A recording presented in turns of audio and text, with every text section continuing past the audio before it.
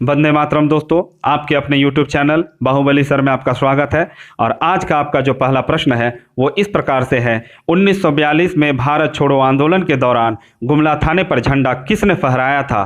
पहला ऑप्शन गणपत खंडेलवाल, दूसरा ऑप्शन राम नारायण सिंह, तीसरा ऑप्शन गोविंदा साहू, चौथा ऑप्शन रोशन सिंह।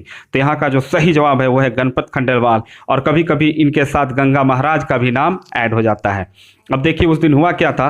तो 16 अगस्त को गुमला में गंगा महाराज और गोविंद भगत को गिरफ्तार कर लिया जाता है। जब लोग पूछते हैं अंग्रेजों से कि क्यों गिरफ्तार किए भाई आप इनको, तो उन लोगों का कहना था कि ये लोगों को भड़का रहे थे, लोगों को आंदोलन के लिए प्रेरित कर रहे थे। जैसे ये बात गणपत खंडेलवाल को पता चलता है, वो तुरंत जाते हैं और थाना में झंडा फहरा देते हैं। आप ब्लॉक में, गुमला ब्लॉक का परिसर में आप गए होंगे। वहां पर एक अशोक स्तंभ है। आप गए होंगे तो केवल जाति कार्ड, अपना आवासीय कार्ड, अपना योजना का लाभ लेने के लिए गए होंगे। दाएं बाएं तो आप देखे नहीं होंगे, थोड़ा दाएं बाएं भी देखिए। हर जगह पर कहीं ना कहीं आपको जो मेन मुख्य जगह होता है आपके जिला का या प्रखंड का, वहां पर आपको शहीदों के लिए कुछ ना कुछ जरूर निशानी सरकार छोड़ दिया है। उसको पढ़िए और अपने बच्चों को पढ़ाइए, अपने भाइयों को, अपने बहनों को, सबको पढ़ाइए, उनको प्रेरित कीजिए। यही लोग हैं, इस पे क्या लिखा हुआ उसको पढ़ने के लिए कहिए। तो गुमला के जो प्रखंड परिसर में आप जाइएगा, ब्लॉक परिसर में जाइएगा, तो वहां अशोक स्तंभ बना हुआ है। अशोक स्तंभ में गुमला के 3 सेनानियों का नाम दर्ज है। एक है रघुवीर प्रसाद, एक है आनंद साहू और एक है हमारे गंगा महाराज, जिनका हम ऊपर जिक्र कर चुके हैं। तो ये वो शहीद हैं जो हमारे लिए अपने जवानी को पूरी तरह से धरती माँ के लिए, भारत माता के लिए न्यौछावर कर दिए। इन शहीदों की जय हो, इन अमर बलिदानों की जय हो। ध्यान रखिएगा, गुमला जो जिला है उसका नामकरण के लिए बहुत सारा कहानी है, जिसमें से एक कहानी, एक बात जो है वो सटीक लगा हमको कि गुमला को पहले गई मेला कहा जाता था, क्योंकि वहां पर हर मंगलवार को पशुओं का मेला लगा करता था। आज भी जब आप गांव घर में जाते होंगे तो जो पुराने घर है, जो बूढ़े बुजुर्ग होंगे, उनको पूछिएगा, वो कभी भी गुमला को गुमला नहीं कहते होंगे। अभी भी वो लोग गैमला शब्द से ही प्रयोग करते, गैमला शब्द का प्रयोग करते होंगे गुमला के लिए। तो गौ का मेला गुमला। गुमला जिला का निर्माण आपको 18 मई 1983 को हुआ था और ये रांची को काट कर 2 जिला बनाया गया है, एक गुमला एक लोहरदगा। दोनों का दोनों 1983 में बना है। और दोनों के समय, मतलब 1983 में जो थे, इसका उद्घाटन जो करने वाले तत्कालीन मुख्यमंत्री बिहार के जो थे, वो थे आपको श्री जगन्नाथ मिश्र। ध्यान रखिएगा, गुमला लोहरदगा 1983 में निर्मित हुआ है। आपका अगला प्रश्न है, सिंधु जल संधि कब हुई थी? पहला ऑप्शन 1960, दूसरा ऑप्शन 1961, तीसरा ऑप्शन 1963, चौथा ऑप्शन 1965। आपका सही जवाब है 1960। तारीख था 19 सितंबर का। इससे पहले हम लोग जानेंगे कि हुआ क्या था। तो 1951 में भारत के जो तत्कालीन प्रधानमंत्री थे आपको पंडित जवाहरलाल नेहरू, वो टेनेसी वैली अथॉरिटी के पूर्व प्रमुख डेविड लिलियंथल को भारत बुलाए। भारत इसलिए बुलाए कि आप आइए, यहाँ बहुत सारी नदियां हैं, भारत में बहुत सारी नदियां, उस पर डैम बनाना है, आप थोड़ा यहाँ पर भी कुछ बताइए, हम लोगों को मदद कीजिए इस पर। जब वो भारत बुलाए तो डेविड लिलियंथल को पता था कि भारत और पाकिस्तान के बीच सिंधु नदी को लेकर विवाद है। यहाँ आने के बाद वो तुरंत पाकिस्तान भी चले गए और पाकिस्तान जाने के बाद वहां पर देखे पूरा रूपरेखा देख के, उसके बाद एक लेख लिखे। अमेरिका लौटने के बाद एक लेख लिखे और लेख में वो सिंधु नदी का जिक्र करते हुए इसके विवाद के बारे में लिखे। और इस बात को, इस लेख को विश्व बैंक के प्रमुख और लिलियंथल के दोस्त भी थे डेविड ब्लैक, वो इसको पढ़े और पढ़ने के बाद वो तुरंत भारत और पाकिस्तान के राष्ट्राध्यक्षों को बोले कि आप लोग आइए और बैठिए और बैठ के इस विवाद का निपटारा कीजिए। क्योंकि कोई भी नदी के बीच में अगर विवाद होता है ना 2 देशों के बीच में, तो उसका निपटारा विश्व बैंक ही करता है। ये बात को नोट डाउन आप कर लीजिएगा। बोले कि आप लोग दोनों बैठ के निपटारा कीजिए। और निपटारा होता है कहाँ? तो आपको रावलपिंडी में। और साइन करने वाले कौन होते? तो हमारे नेहरू और पाकिस्तान से अयूब खां।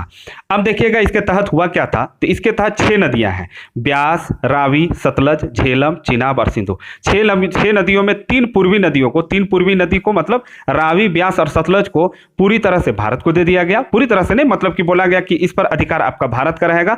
और 3 पश्चिमी नदी झेलम, सिंधु और चिनाब को कहा गया कि भारत इस पर बाधा रहित पानी पाकिस्तान को देगा। उसका केवल 20% ही भारत यूज करता है। ध्यान रखिएगा। 14 फरवरी को पुलवामा हमला हुआ, जो हम पिछले वीडियो में भी आपको बता दिए थे। तो जैसे हमला हुआ था ना, पुलवामा हमला, तो भारत के जो जल संसाधन मंत्री नितिन गडकरी जी जो थे, उस समय बोले थे रावी, सतलज और ब्यास पर डैम बनाइए और 1 बूंद पानी हम पाकिस्तान को नहीं देंगे। यही है हमारा सिंधु जल संधि। हुआ कब था? 19 सितंबर 1960। आपका अगला प्रश्न है, प्रसिद्ध पशुपति की मुहर कहाँ से मिली थी? पहला ऑप्शन है मोहनजोदाड़ो, दूसरा ऑप्शन है लोथल, तीसरा ऑप्शन है रंगपुर, आपका चौथा ऑप्शन है हड़प्पा। तो यहाँ पर जो आपका सटीक और सही उत्तर है वो है मोहनजोदाड़ो, है ना। हड़प्पा बहुत सारे लोग टिक मार लिए होंगे, सोच लिए होंगे, तो गलत है, मोहनजोदाड़ो यहाँ पर सही है। देखिए, मोहनजोदाड़ो वर्तमान में पाकिस्तान में है और इससे बहुत ज़्यादा प्रश्न आता है एग्जामिनेशन में। जैसे मोहनजोदाड़ो की खोज किसने की थी? तो उसका खोज राखालदास बनर्जी किए थे। मोहनजोदाड़ो की खोज कब हुई थी? तो 1922 में हुई थी। मोहनजोदाड़ो की सबसे बड़ी इमारत कौन थी? तो वहां की अन्नागार थी, जो जिसको गोदाम बोलते हैं, जिसमें अनाज रखा जाता है। और भी प्रश्न है, जैसे कांसे की नर्तकी की प्रतिमा आपको सिंधु घाटी सभ्यता में कहां से प्राप्त हुई थी? तो उसका भी जवाब है मोहनजोदाड़ो। चांदी का फूलदान सिंधु घाटी सभ्यता में कहां से प्राप्त हुआ था? तो उसका भी जवाब है मोहनजोदाड़ो। एक प्रश्न और भी है, कपड़े के अवशेष सिंधु घाटी सभ्यता में कहां से प्राप्त हुए? तो उसका भी सही जवाब है मोहनजोदाड़ो। तांबे का आईना आपको सिंधु घाटी सभ्यता में कहां से प्राप्त हुआ? तो उसका भी सही जवाब है मोहनजोदाड़ो। मिट्टी की बैलगाड़ी जिसको मृच्छकटिकम कहा जाता है, वो आपको सिंधु घाटी सभ्यता में कहां से प्राप्त हुई? तो उसका भी जवाब है मोहनजोदाड़ो। एक प्रश्न और है, चक्की के अवशेष। चक्की मतलब कौन? वो जो अभी गेहूं पीसते हैं वो वाला नहीं, जो घर में मम्मी घुमाती है हाथ से, जिसमें उड़द दाल उल को दररती है, जिसको हम लोग जांता बोलते हैं नागपुरी में, वो वाला चक्की के अवशेष आपको सिंधु घाटी सभ्यता में कहां से मिले? तो उसका भी सही जवाब है मोहनजोदाड़ो। अब चलते हैं थोड़ा इस मुहर की तरफ। इस मुहर में एक व्यक्ति को थोड़े ऊंचाई पर, मतलब थोड़ा टीला के टाइप पर वहां पर विराजमान दिखाया गया है, जिनको हम लोग शंकर भगवान के रूप में भी समझ सकते हैं, विराजमान दिखाया गया है। उनका एक पैर लटका हुआ है और एक पैर मुड़ा हुआ है जिस पर वो बैठे हुए हैं। जैसे आप विश्वकर्मा जी को देखिएगा या फिर गणेश जी को देखिएगा या फिर कोई साधु संत को देखिएगा, एक पैर उनका मुड़ा हुआ रहेगा, एक पैर लटका हुआ रहेगा। ये एक मुद्रा है, इस मुद्रा में ध्यान लगाया जाता है। अब इस पर ज्यादा डिटेल नहीं जाएंगे, बस यही बता रहे हैं आपको कि एक पैर लटका हुआ है, एक पैर मुड़ा हुआ है। उनका 3 सिर है और सिर पर 3 सींग है। जो व्यक्ति है ना, जो बाबा है, उनके सिर, उनका 3 सिर है और सिर पर 3 सींग है और दोनों हाथ ध्यान मुद्रा में है। दोनों हाथ ध्यान मुद्रा में, एक उंगली को मोड़ के अंगूठा के साथ उस मुद्रा में बैठे हुए और दोनों और पशु है। अब पशु कौन कौन है एग्जामिनेशन में पूछ चुका है। इस मुद्रा में, इस मुहर में कौन कौन पशु है उसके बारे में पूछ चुका है। तो वो है आपको हाथी, गैंडा, बाघ और बैल। देखिए, हाथी गैंडा दोनों काला हो गया, बाघ और बैल दोनों भूरा होता है। अलग अलग कलर भी होता है बैल का, लेकिन बाघ और बैल अगर आप भूरा देखिएगा तो उस कलर में आप उसको ले सकते हैं, है ना। ये 4 पशु का चित्र है उसमें।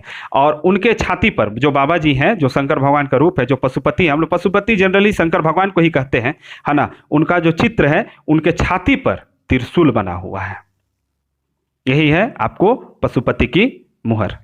आपका अगला प्रश्न है, भारत छोड़ो आंदोलन के दौरान इटकी और टांगर बसली में रेल की पटरियां कब उखाड़ी गई थी? आपका पहला ऑप्शन है 20 अगस्त, दूसरा ऑप्शन है 21 अगस्त, तीसरा ऑप्शन है 22 अगस्त, चौथा ऑप्शन है 24 अगस्त। तो यहाँ पर जो आपका सही जवाब है वो है आपको तीसरा ऑप्शन 22 अगस्त। 22 अगस्त को इटकी और टांगर बसली की पटरियां, रेल की पटरियां उखाड़ दी गई थी। वही पटरी जो आपको लोहरदगा से बॉक्साइट को ढोकर रांची होते हुए आपको जाता था, उस पटरी को उखाड़ दिया गया। क्रांतिकारी बहुत बौखलाए हुए थे। तो 22 अगस्त को लेकर एक और प्रश्न है झारखंड का जो आता है एग्जामिनेशन में।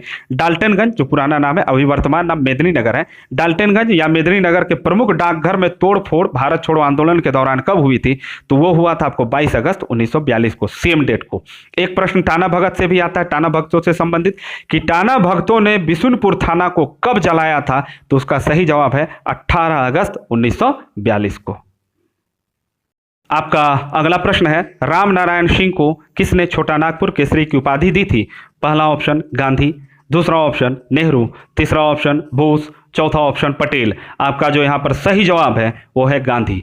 बाबू राम नारायण सिंह को छोटा नागपुर केसरी की उपाधि किसने दी थी? गांधी ने दी थी। तो ये कोई छोटे मोटे व्यक्तित्व नहीं है, इतना आप तय रख लीजिए। इतना बड़ा नाम मिला है तो कुछ ना कुछ इनका काम होगा।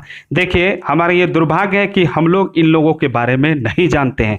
ये जो क्रांतिकारी हुए, जो हमारे लिए अपने जवानी को, अपने समय को पूरी तरह से माँ भारती के लिए समर्पित कर लिए, इसके बारे में नहीं जानते। इनके बारे में जानना, इनके बारे में नोट्स बनाना हमारे लिए गर्व का बात है। और इनको आप केवल जानिए नहीं, और इनको केवल आप याद कीजिए नहीं, इनको अपने अंदर उतारिए भी।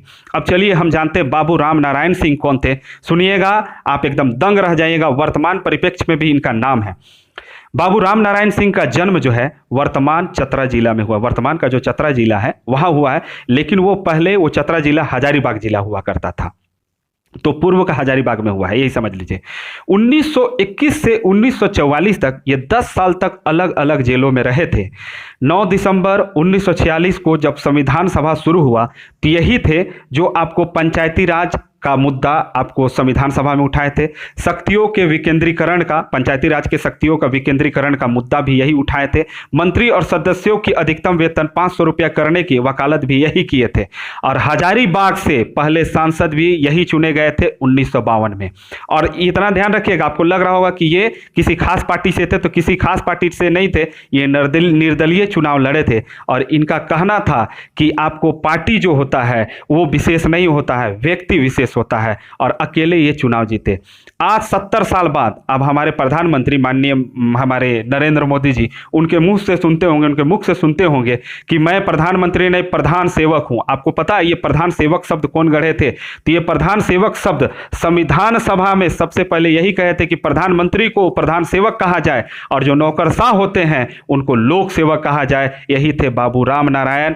और जब प्रधानमंत्री नरेंद्र मोदी जब यहाँ पर आए थे कश्मीर, ये आपको हजारीबाग में जब आए थे और कश्मीर मुद्दे पे जब बोल रहे थे तो इनका नाम वो बार बार ले रहे थे और कह रहे थे कि बाबू राम नारायण सिंह भी चाहते थे कि ये भारत देश एक देश है, इस देश में एक संविधान होना चाहिए। कहने का मतलब एक देश एक संविधान के पक्षकार थे कौन? हमारे बाबू राम नारायण सिंह। और ये हमारे महान व्यक्तित्व जो झारखंड में जन्म लिए, है ना। धन्य है ऐसी धरती और धन्य है हमारी झारखंड की भूमि। दोस्तों ऐसे ही और महत्वपूर्ण प्रश्नों और उनके डिस्क्रिप्शन की जानकारी प्राप्त करने के लिए चैनल को लाइक, शेयर एंड सब्सक्राइब करना ना भूलें। आपका कोटि कोटि कोटि कोटि धन्यवाद।